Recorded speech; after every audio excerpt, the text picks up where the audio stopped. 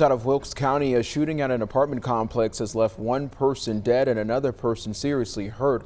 Wilkesboro Police Chief confirms to WXII 12 the shooting happened at the Covington Way Apartments on Gatewood Avenue last night. He says one person died at the scene. The other person was taken to a local hospital in Winston-Salem with serious injuries.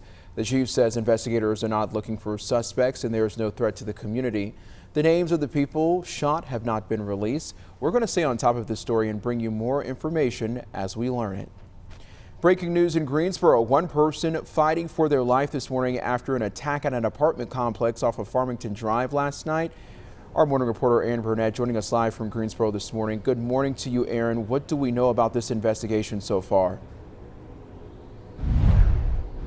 Good morning, Guanye. As of this morning, we have very limited information about what happened in this incident, but we do know that Greensboro police are calling this incident an aggravated assault. Now, GPD says their officers responded to that area on Farmington Drive around 8 o'clock last night, and when their officers arrived, they found one person who was suffering from life-threatening injuries. Now, EMS took this person to the hospital, but police are now trying to figure out exactly what led up to this attack. And as they do that, they do not have any suspects in custody or have identified them as of this morning. And they're asking anyone with information on this case to contact Crime Stoppers. You can also call that number you see there on your screen. That number is 336-373-1000. Reporting live in Greensboro, I'm Aaron Burnett, WXII 12 News. 5:05 today in Greensboro, Police Chief John Thompson's last day is going to be on the job. He's retiring after nearly 3 decades in law enforcement, most of it spent with the Greensboro Police Department. While today is his last official day, he still plans to participate in tomorrow's Triad Polar Plunge at Wet n Wild, where he will be jumping into cold water for charity. Assistant Chief Chris Schulteis will step in as interim chief starting today. He joined the Greensboro Police Department back in 1998. In national news, former President Bill Clinton is testifying today in the congressional investigation into Jeffrey Epstein. It comes just one day after his wife and former Secretary of State Hillary Clinton had her deposition. After testifying, the former First Lady told reporters she knew Maxwell as an acquaintance, but says she knew nothing about Maxwell's and Epstein's crimes. I don't know how many times I had to say I did not know Jeffrey Epstein. I never went to his island. I never went to his homes. I never went to his offices. Secretary Clinton told reporters she was confident her husband also had no knowledge of Epstein's crimes. Our Get the Facts data team is keeping a close eye on the developments following the release of the Epstein files. Right now on our website, you can check out an interactive guide breaking down all the latest information as far as who faced professional or legal consequences as part of their links to Jeffrey Epstein. Developing news this morning, the U.S. military used a controversial anti-drone laser system to shoot down a U.S. Customs and Border Protection drone in Texas. That's according to congressional representatives. It's not clear when it happened. As a result, the FAA implemented a temporary flight restriction above the town of Fort Hancock, Texas. It comes about 2 weeks after the CBP used a military laser system to disrupt drones near El Paso. That prompted the FAA to shut down a large swath of airspace over the city for 10 days. Taking a live look over our nation's capital, we are 2 weeks into the partial federal government shutdown with no end in sight.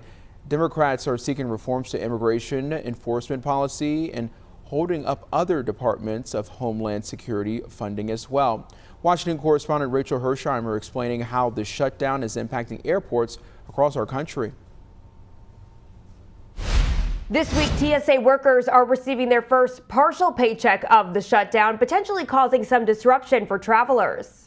TSA workers will also miss their first full paycheck next month if this drags on. Now, this could lead to a number of workers unexpectedly calling out. We saw that happen during the longest government shutdown a few months ago, which sparked long lines at security checkpoints. Now, the Global Entry program is still suspended, which people pay for to expedite the customs process when returning to the U.S.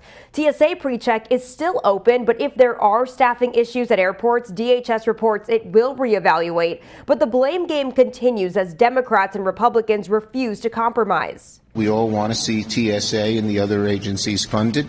That's up to the Republicans. Very simply, all they have to do is agree with our simple ideas that every police department just about in America follows. The White House, I think, has been in good faith trying to come to the table and work out some of the differences that the Democrats have, but in ways that don't jeopardize or undermine the ability of our law enforcement officials to do their jobs.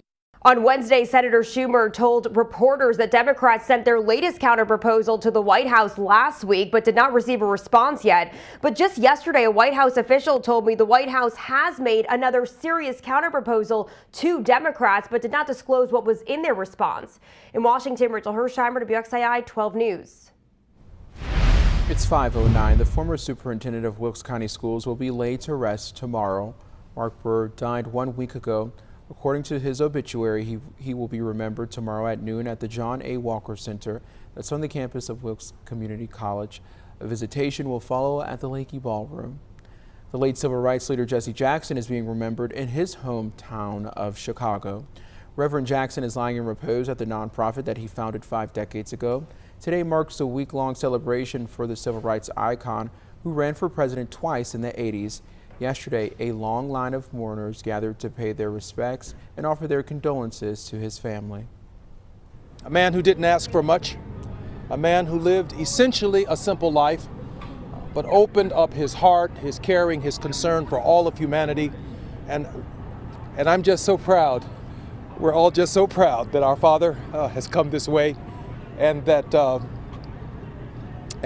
all of the people who are expressing themselves are showing their gratitude for the life that he lived. Coverage of Reverend Jackson's life, work, and impact continues online. You can learn about his close ties to the Triad right now on WXII12.com. In Commitment 2026, our state's primary election is Tuesday, and new polling on the Republican U.S. Senate race shows a lot of people still haven't made up their minds. More than half of the likely Republican primary voters that Harper Polling surveyed said they are not sure who they will vote for. Michael Whatley was the next most popular choice, receiving a little more than 38%. He's the former chair of the Republican National Committee and endorsed by the president. 7.5% of respondents picked Don Brown. He is a former U.S. Navy officer and attorney. Michelle Morrow, who ran for state superintendent in 2024, was the only other candidate to get more than 1%. On the Democratic side, there are 6 candidates on the ballot: Darrell Farrow, Justin Dews, Robert Colin, Marcus Williams, Orrick Quick, and former Governor Roy Cooper. This seat is one of the Democrats' best opportunities to flip a Republican-held seat. Cooper has never lost a statewide race, serving as Attorney General prior to his time as governor. We invite you to join us Monday night for our 2026 Commitment Special. We're going to be breaking down the big local races that we're watching and what this means for November, Monday at 7 p.m. We will also have live coverage of results election night on the Very Local app. Extended coverage will start up at 9 p.m.